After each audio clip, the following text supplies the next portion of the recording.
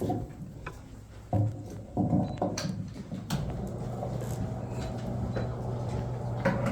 조금 치워주시면 좋겠습니다.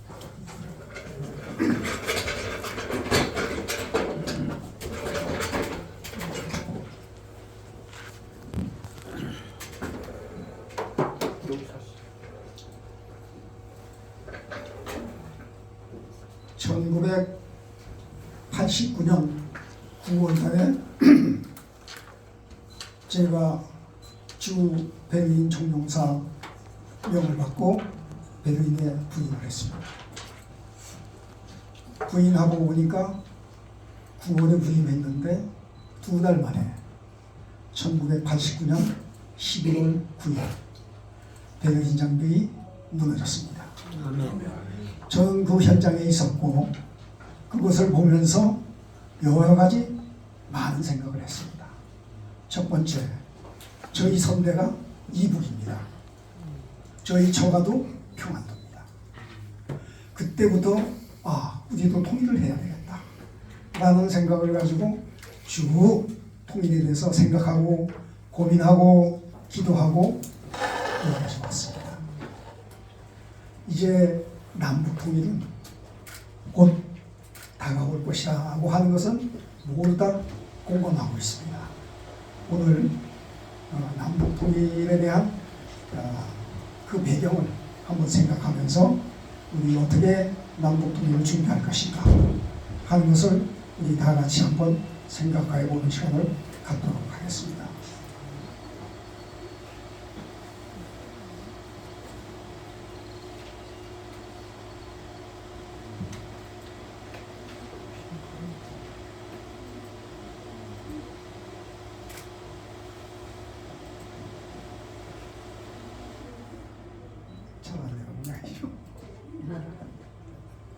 나오고 있습니다. 나오고 있습니다. 나오고 있습니다. 그럼 이제 불 꺼세요.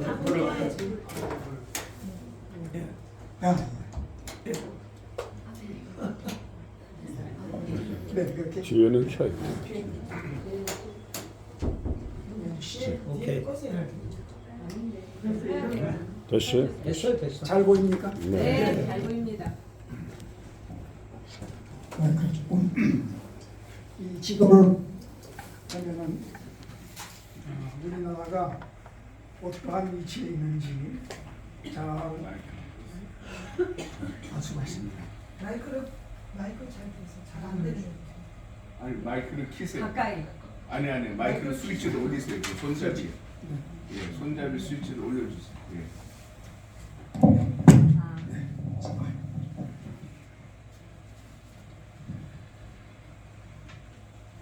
이 대한민국은 지금 큰 대륙에 붙어 있는데 북한으로 인해서 완전히 섬입니다.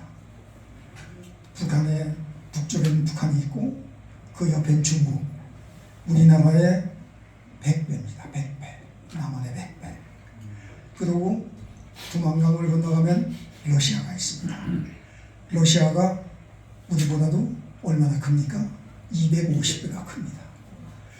이 큰 두 나라에 끼어있고 대륙 세력입니다. 그리고 앞에는 해양 세력인 일본이 버티고 있고 또 멀리 미국에서 와 있는 미국의 세력이고 우리의 지정학적인 위치는 굉장히 위협 가운데 조그맣게 움츠러드는 그런 상황 속에서 있습니다. 저는 역사를 굉장히 좋아하고 역사에 대해서 깊이 생각하는 시간을 갖고 있습니다. 우리가 역사 속에서 대륙 세력과 해양 세력이 어떻게 발전하고 어떻게 세계를 지배했고 어떠한 과정을 거쳤는지를 한번 살펴보겠습니다. 첫 번째, 대륙 세력을 보게 되면 세계 최초의 제국이 페르시아 제국입니다. 두 번째 제국이 잘 아는 것처럼 몽골 제국이 두 번째 제일 큰 제국이었습니다. 1368년 몽골 제국이 무너진 이후에 큰 세계를 지배할 만한 그런 대륙 세력이 없었습니다. 내려주시고요. 그 다음에 해양 세력을 한번 보겠습니다. 해양 세력은 세계 역사 속에서 나타난 첫 번째 해양 세력의 충돌은 그리스와 페르시아와의 충돌이었는데 그 사라미 해전 BC 480년에 사라미 전투가 벌어졌습니다. 이 전투가 사라미가 바로 여기에 있는 섬인데 지금 현대는 지금 터키지만은 그 당시엔 페르시아 제국이 점령하고 있었죠. 여기서 넘어와서 아테네를 공격합니다. 그래서 여기에서 페르시아가 지배되는데 그래서 승전보를 전한다고 이 사라미스 섬에서부터 아테네까지 뛰어가서 전하고 그 병사는 죽었어요. 그것을 기념하기 위해서 우리가 마라톤을 하죠. 마라톤. 여기에서 그 유래가 시작됐습니다. 이와 같이 해서 사라미 해전에서 그리스가 승리해서 그리스가 이제 세계를 제패하게 되고 그 후에 로마가 지중해를 지배하게 되는데 600년 동안을 지배합니다. 가장 컸을 때가 AD 117년이었는데 이 지중해를 중심으로 해서 로마 제국이 붉은 선으로 되어 있는 데가 로마 제국입니다. 당시에는 지구는 둥글다고 생각 안 했기 때문에 세계는 이 지중해가 전체입니다. 태평양도 없고 대서양도 없었습니다. 이런 때 로마는 지중해를 지배함으로써 해양세계로서 세계를 지배했었습니다. 그런 가운데 콜럼버스가 1492년에 미국 대륙을 발견하게 되죠. 그래서 우리가 잘 아는 대항해 시대가 열리게 됩니다. 이 대항해 시대가 열리면서 스페인이 전 세계를 지배하는 그 같은 해양 세력이었는데 영국과 스페인이 1588년 깔레 해전에서 영국 엘리자베스 1세가 스페인 무적함대를 격파함으로써 해양 세력, 세계를 지배하는 힘이 영국으로 넘어가야 됩니다. 여기가 런던이고 요 프랑스, 벨기에, 깔레가 여기예요. 그 영화가 나왔던 2차 대전 때 그 철수한 유명한 덩커크라는 데가 있죠. 덩커크가 바로 여기 요쯤 있습니다. 그래서 영국이 600년 동안 1600년서부터 400년 동안 전 세계를 지배하게 됩니다. 그러고 나서 1차 대전 후 미국이 해양 세력으로 등장했고 그러면서 미국이 해양 세력이 전 세계를 석권하고 있습니다. 이러한 가운데 우리는 아까 그 지도에서 보신 것처럼 해양 세력을 지배하는 미국, 대륙 세력을 대표하는 중국, 그 사이에 우리가 지금 끼어 있습니다. 우리는 과연 대륙 세력을 등에 업을 것이냐, 해양 세력을 가까이 할 것이냐 라는 이런 기로에 놓이게 됩니다. 그런데 한 가지 분명한 것은 1948년 해방되고 1992년 중국과 수교하기 전까지 47년 동안 우리는 대륙 세력과는 일체 교류를 안 했습니다. 오직 해양 세력인 미국, 일본하고만 교류를 했어요. 그랬더니 어떻게 됐습니까? 한반도 5000년 역사상에서 전무후무한 경제적인 발전, 국가 발전을 이룩했습니다. 지금 현재가 그 결과입니다. 우리는 어떤 것을 선택할 것이냐, 역사가 우리에게 가르쳐주고 있습니다.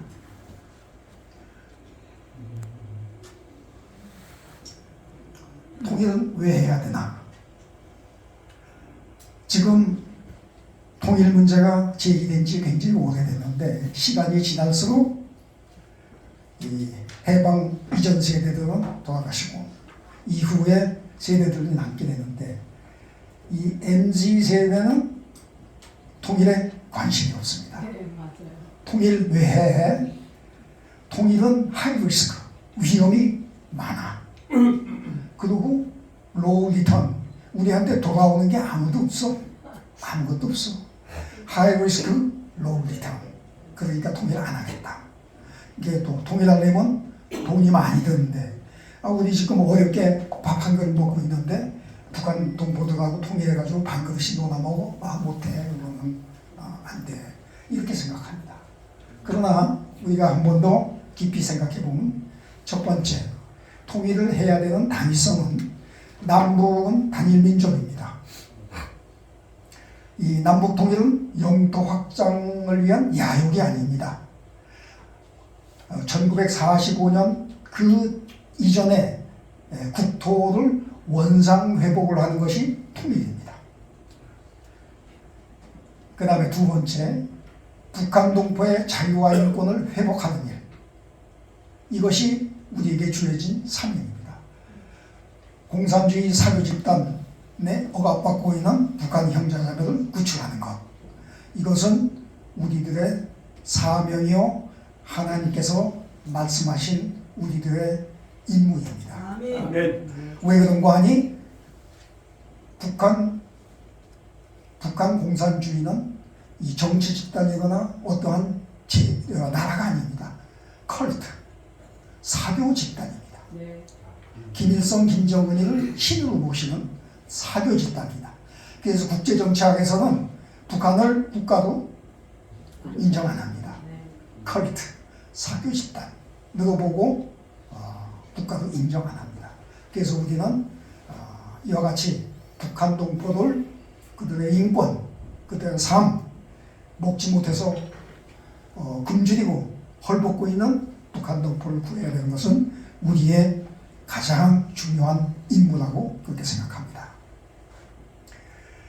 그 다음번으로 우리가 강대국으로 국가 발전을 할 것과 같은 기회입니다.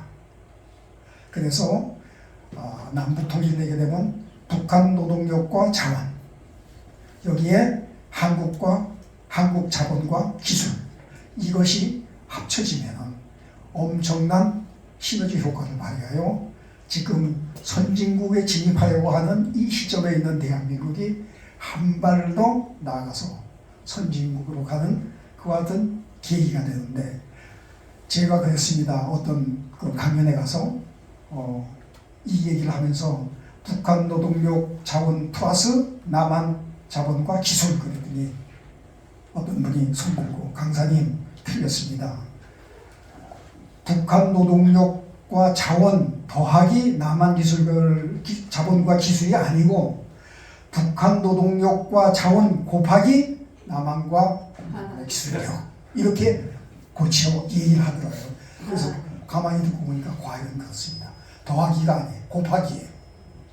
이 시너지 효과는 어느 역사에도 찾아볼 수 없는 놀라운 그와 같은 결과를 가져올 것입니다. 그 다음에 우리가 강대국으로 발전하는 할 수 있는 것은 뭐니? 북한의 광물자원, 광석, 히토류, 원유, 최근에 원유가 원산 앞바다에서 발견됐죠? 원유. 이것이 지금 7,000조. 그 다음에 히토류는 세계의 최근에 유전이 원산 앞바다에서 발견됐습니다. 그리고 또 한 문제, 지금 우리의 큰 문제가 되고 있는 저출산 문제, 이것도 통일을 통해서 해결할 수 있다, 이렇게 보여집니다. 그 다음에 동북아 벨트 구성을 하는 겁니다. 지금 보시면은 대한민국이 통일되게 되면은 이제 대륙으로 가게 되는데, 이 동북아 벨트 구성이라는 것은 뭔가니? 동북 삼성, 중국의 동북 삼성 플러스 북한, 중국의 동북 삼성 플러스 북한, 그리고 러시아의 연해주, 그리고 일본의 북해도, 요 4개 지역을 동북아 벨트로 구성하면 이 세계적인 큰 벨트를 구성할 수 있는 그와 같은 잠재력을 가지고 있습니다. 왜 그런 거 아니? 중국의 동북 삼성이 중국에서 가장 소득이 낮고 가난합니다. 북한도 제일 가난합니다. 러시아 연해주도 러시아에서 가장 가난한 지역입니다. 그 다음에 북해도도 일본에서 가장 뒤떨어진 지역입니다. 요 네 개의 벨트를 구성해서 나가게 되면 여기에 있는 대로 엄청난 시너지 효과를 발생합니다. 지금 말씀드린 대로 강대국 발전에 또한 벨트를 구성하게 되면 남한은 섬나라에서 수출입의 배나 비행기 수출입의 배나 비행기밖에 사용을 못했습니다. 이와 같은 것을 육로로 이용이 불가했었습니다. 이것이 이제 육로가 이용할 수 있는 가능하게 되었고, 통일되면 도로 철도가 연결되면 유럽을 가는데 배로 물건을 보는데 45일 걸리는 것이 육지를 통해서 보내게 되면 기차로 보내면 10일이면 갈 수 있습니다. 그리고 20푸트 컨테이너 한 개를 운송하는데 비용은 배로 해서 이 남중국해로 해서 이렇게 돌아서 그 다음에 지중해 통해서 이렇게 들어가더라도 배로 가면 2,800불, 기차로 보내면 990불을 갈 수 있어요. 시간도 3분의 2로 줄일 수가 있어요. 그리고 원유 가스 송유관 이런 것은 배로 하지 않고 직접 송유관을 묻음으로써 엄청난 전략을 할 수 있습니다. 지금 우리나라가요 가스 같은 거 이런 걸 공급받는데 평택에 있는 그 가스터미널 모든 우리나라에 들어오는 가스는 다 평택으로 들어오게 되는데 거기에 가게 되면은 배에 실었던 것을 온도를 낮춰 가지고 가스화하는데 또 그리고 실을 때 그것을 기체를 고체화하는데 거기에 들어간 그 비용이 15%랍니다. 그러니까 그 비용이 절감되게 되는 거죠. 그 다음에 강대국 국가발전을 위해서 우리가 예측된 통계가 있습니다. 여기 보시면은 2012년에 남북 통일되게 되면 강대국 순위가 12위에서 9위, 그리고 2050년에 가면 전 세계 4위로 올라가게 됩니다. 그 다음에 인구력은 이와 같이 올라가고 11위, 종합순위도 세계 5위로 올라갑니다. 그런데 만약에 통일을 못하면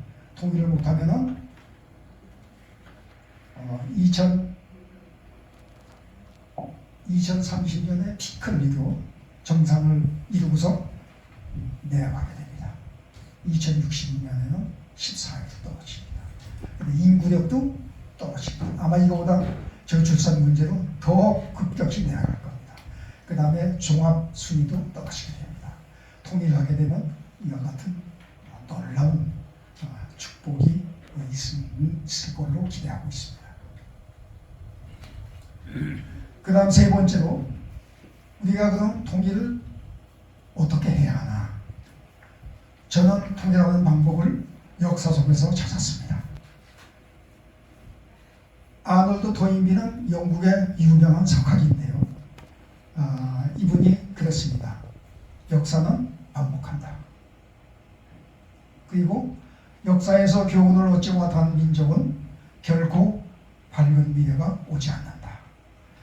이분이 75년에 돌아가셨는데 73년에 우리나라 방문했어요. 그래가지고 과거했는데 어떻게 됐는지 75년에 돌아가셨어요. 네? 아놀드 토인비의 명언입니다. 그 다음에 역사에서 보여준 통일 사례를 보게 되면 분단은 동서냉전의 산물입니다. 우리들이 당사자들이 하고 싶어서 한 것이 아니고 국제정세가 우리들로 하여금 이렇게 강요를 했습니다. 첫 번째, 동서냉전에 희생된 나라가 4개국입니다.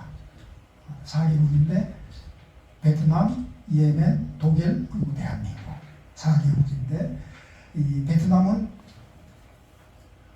1975년에 전쟁으로 통일을 했습니다. 그 다음에 예멘은 1990년에 합의 통일을 했습니다. 그런데 그 합의 통일이 2년 후에 깨져서 내전 상태에 들어가서 헤어졌다가 재통합했다. 지금도 내전을 하고 있습니다. 그 다음에 독일은 1990년 평화적 흡수 통일을 했습니다. 이제 네 나라 가운데 통일을 못한 나라는 우리나라가 하나가 남았습니다. 그러면 역사 속에서 베트남은 전쟁을 통해서 통일을 했고 예멘은 전쟁, 평화를 반복하고 있습니다. 독일은 1990년 평화적인 흡수 통일을 이루겠습니다. 이 역사 속에 나타난 이 세 가지 사례 가운데 우리가 어떤 것을 선택해야 되느냐, 이것은 너무나도 분명하고 장담합니다. 제가 기도하면서 그랬습니다. 역사를 주관하시는 하나님께서 우리에게 기름 부어주시고 앞으로 남북통일은 이 세 가지 가운데 한 가지를 선택하는 지혜를 우리들에게 주실 줄로 믿습니다. 그 사례가 독일 통일이 우리가 배워야 될 사례입니다. 예, 남북 통일은 독일 통일은 남북 통일의 반면 교사입니다. 독일 통일을 보면 한반도 통일이 보입니다. 독일을 통일한 수상 오토반 비스마르크, 다들 잘 아시죠? 이 비스마르크 수상, 이분이 뭐라고 하는 거니? 자신의 실패에서 배우는 사람은 어리석은 사람이다. 현명한 사람은 남의 실패에서 배운다 라고 했습니다. 비스마르크 이분은 우리가 잘 아는 것처럼 1871년 독일을 통일을 한 수상입니다. 이분이 이와 같은 명언을 남겼습니다. 지금 비스마르크가 얘기한 대로 남이 실수한 것에서 배우는 것이 현명한 사람이다 그랬습니다. 그러면은 독일 통일을 하면서 잘한 것도 있고 못한 것도 있는데, 잘한 것은 우리가 배우면 되고 못한 것이 어떤 것이 있는가, 그것을 한번 살펴보겠습니다. 독일 통일의 실패한 정책. 동독 마지막 총리인 로테 드 메이시에, 이분이 이게 연도가 조금 들렸네요. 2012년입니다. 2012년 1월 6일 조선일보 인터뷰를 했는데 세 가지 실패한 것을 얘기했습니다. 첫 번째, 화폐통화. 이것이 동독 경제 붕괴의 가장 큰 원인입니다. 두 번째, 동독 내 토지 등 소유권 문제. 이것은 동독 인프라 구축에 큰 걸림돌이 되었습니다. 졸속, 그 다음에 세 번째로 졸속 법률 행정제도의 이식. 이것은 경제적, 사회적, 심리적 갈등을 유발했습니다. 이 세 가지 실패한 사례를 한번 살펴보겠습니다. 첫 번째, 화폐통화. 화폐통화를 90년 7월 1일에 했는데요. 당시 공정환율이 1대 4.4입니다.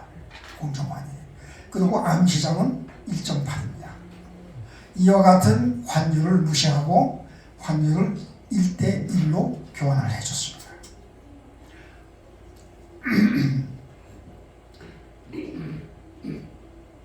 이 금융 전문가들은 최소한도 최대로 해서 1.5를 주장했습니다. 그런데 은행장이 콜 수상의 주장을 받아들이지 않고 아예 안 됩니다. 1.1 절대 안 됩니다. 1.5 정도는 해야 됩니다. 이렇게 주장을 했어요. 그래 주장을 꺾지 못하겠어? 그럼 관도 잘랐어요. 은행장은 셋을 잘랐어요. 자기 말 안 듣는다. 불과 몇 개월 사이에 셋을 잘랐어요. 자기한테 동조해라 이거죠. 1대1로 하자 이거죠. 그래서 결국은 1대1로 했습니다. 그 이유는 콜 수상의 통일 의혹입니다. 통일 총리가 되는 정치적 야망 때문에 무리한 결정을 한 겁니다. 이와 같은 환율로 인해서 동동 물가가 폭등하고 그 다음에 임금 급상승했습니다. 그리고 인플레가 물가 상승하여서 소득 수준으로 육박했습니다. 수출은 가격이 인상함으로 인해서 수출이 부진해지고 수출이 반동하게 났습니다.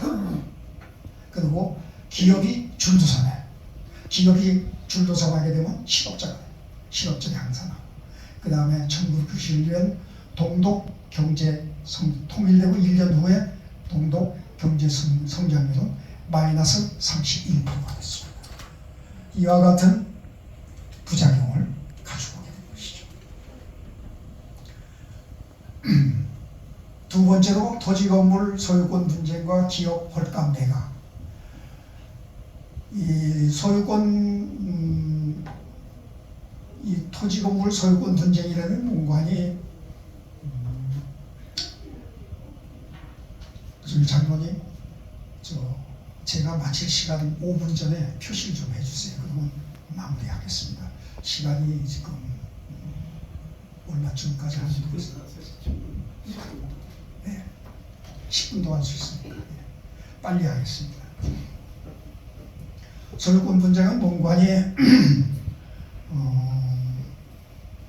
독일이 1928년에 히틀러가 집권을 합니다. 히틀러가 집권을 하면서 2차 대전 이전까지 유대인들의 재산을 몰수를 합니다. 그리고 히틀러 정권에 반대한 사람들도 이 재산을 몰수합니다. 그와 같은 일이 한 번 있었고, 그 다음에 1945년 해방되면서 동독 정부가 공산주의 정권이 들어오면서 또 한 번 모든 것을 다 국유화해 버렸습니다. 이와 같이 두 번 국유화를 통해서 이 소유권이 굉장히 혼란스럽게 됐는데, 그런데 그것을 모두 다 인정해 주겠다 그래서 소유권 분쟁이 236만 건이 생겼습니다. 동독 토지의 3분의 1이 소송에 휘말리게 됐습니다. 그런데 이것이요, 우리나라도 똑같습니다. 우리나라가 1910년 한일 합방되면서 일본이 우리 2조 원가 토지를 몰수했습니다. 그리고 1945년 해방되면서 북한의 김일성 정권이 들어오면서 또 한 번 북한 토지 개혁을 펼쳤습니다. 토지를 다 몰수했습니다. 이 패턴이 서독과 독일과 우리나라가 패턴이 비슷해. 비슷합니다. 동포된 주택 세체 중에 한 채가 소유권 분쟁 속으로 들어갔습니다. 토지 소유권 분쟁이 SOC를 사회간접 자본이죠. 개발 불가능하게 했습니다. 이 개발에 굉장히 어려움을 겪었죠. 그리고 12,000몇 개가 되는 기업을 헐값으로 매각했습니다. 그 헐값으로 매각했는데 그 값이 어느 정도나 되느냐. 대표적인 게 제가 삼성을 예를 들어서 설명해 드리겠습니다. 삼성 SDI가 디지털 인더스트리죠. 삼성이 이 공장을 불허받았습니다. 이 공장이요, 요관이 스프레강인데 요 바로 옆이 동베르기입니다. 동베르기. 그리고 여기가 이제 산업지대인데 이게 전체가 한 4만 평 정도가 돼요. 4만 평. 이 공장입니다. 이 공장이 2차 2차 대전 때는 텔레폰킨이라고 잘 아실 겁니다. 그 전기 무전 통신 무선 기계를 만드는 그런 전자회사였어요. 그런데 이 회사가 텔레비전을 만들고 있었죠.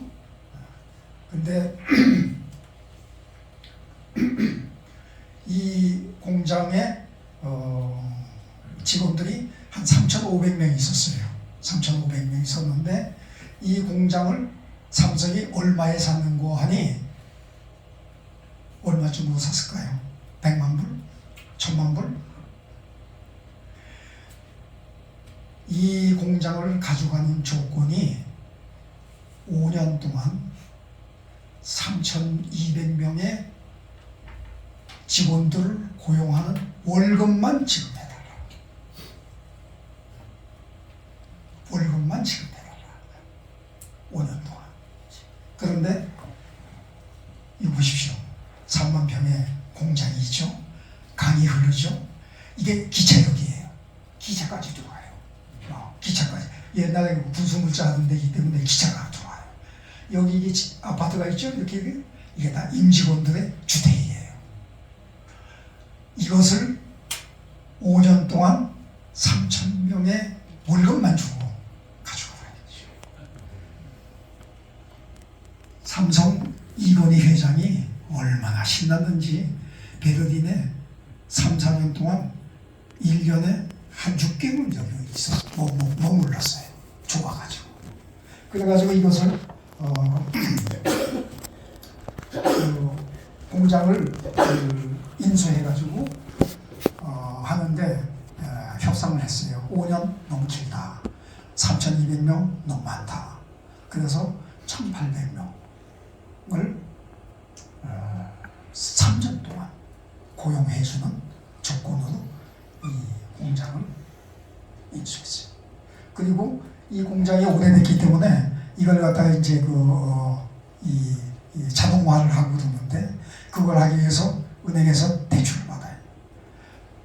도이치방크에서 대출을 해줘요. 이자 1%. 1%는 유엔이 최후진국에 주는 차관의 기본이 1%입니다. 그 수준으로 해서 1% 융자를 줘가지고 그 융자를 받아가지고 본부에 있는 직원들을 불러가지고 이 공장을 다 이 자동화해서 돈 한 푼 안 들이고 오히려 돈을 더 많이 벌었어요. 그래서 헐값 매각이라는 것이 이와 같은 형식으로 판 기업이 12,100개가. 12,100개. 그 다음에 법률 행정 제도의 졸속 20.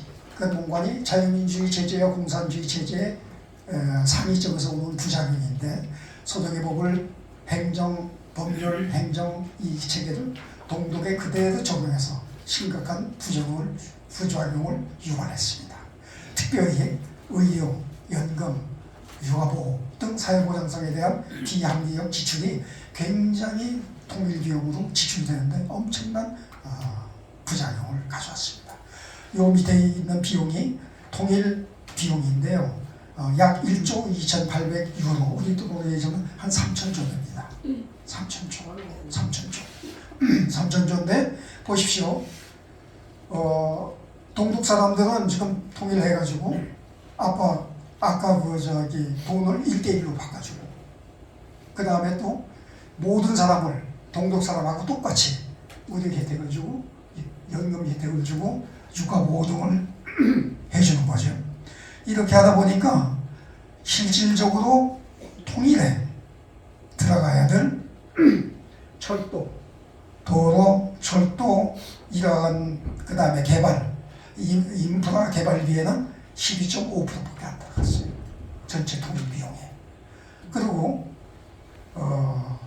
연금, 임금, 육아보조비, 기타 등 사회보장성 지출로 해서 들어간 것이 49.2%.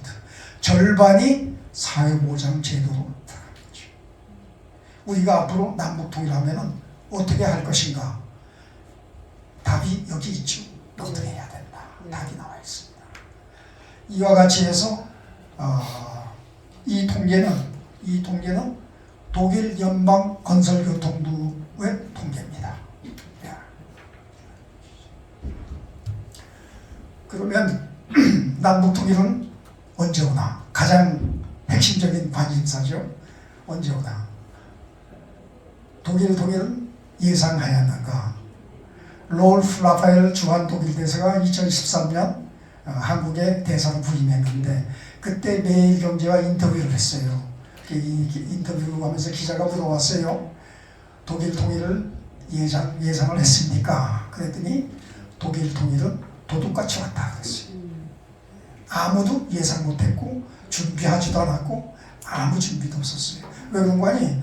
독일 통일을 주장하게 되면 옛날 나치라고 이렇게 생각했기 때문에 정치인들은 독일 통일에 대해서 마음대로 언급을 못했습니다.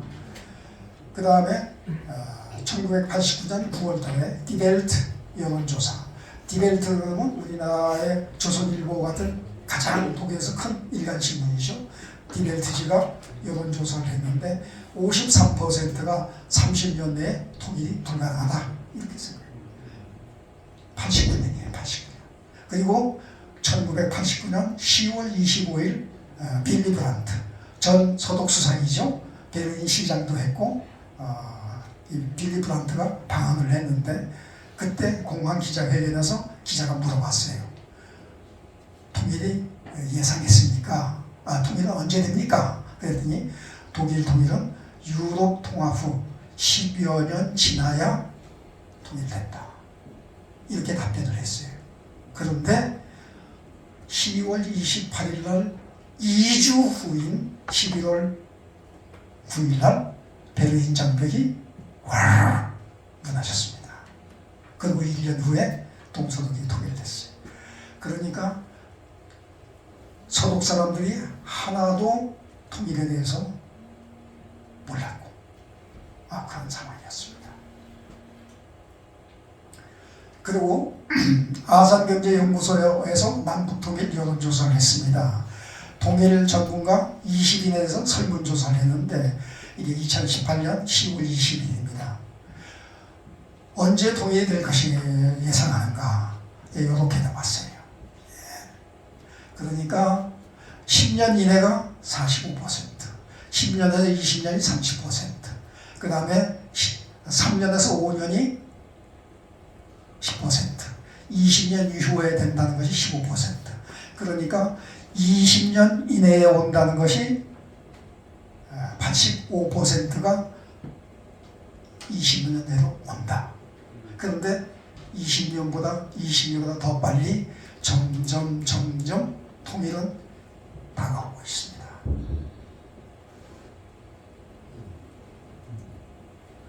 특히 이번에 이 트럼프가 대통령이 되느냐 안 되느냐 하는 것이 굉장히 남북 통일에 영향을 미칠 것이다라고 예측하는 것이 통일 전문가들의 공통된 의견입니다. 그 사람이 대통령이 될지 안 될지 그건 알 수 없지만은 이와 같은 예측을 합니다.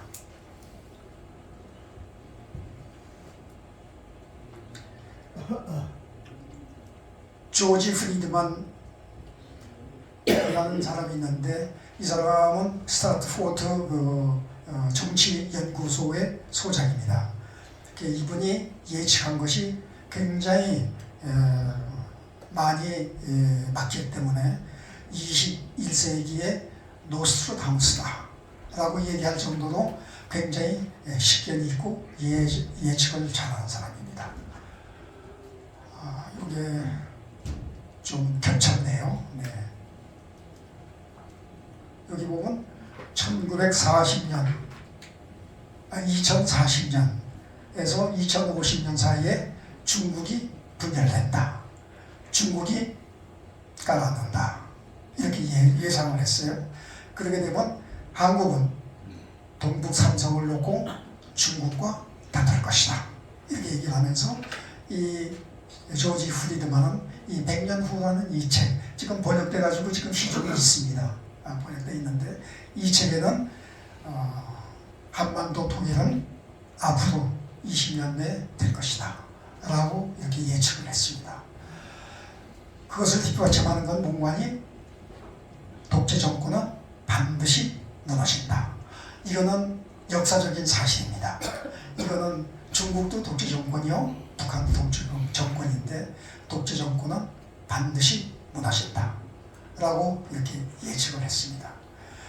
오늘 제가 짧은 시간이지만 이와 같이 여러분 앞에서 남북 통일에 대해서 이와 같이 얘기할 수 있는 시간을 갖게 돼서 감사합니다.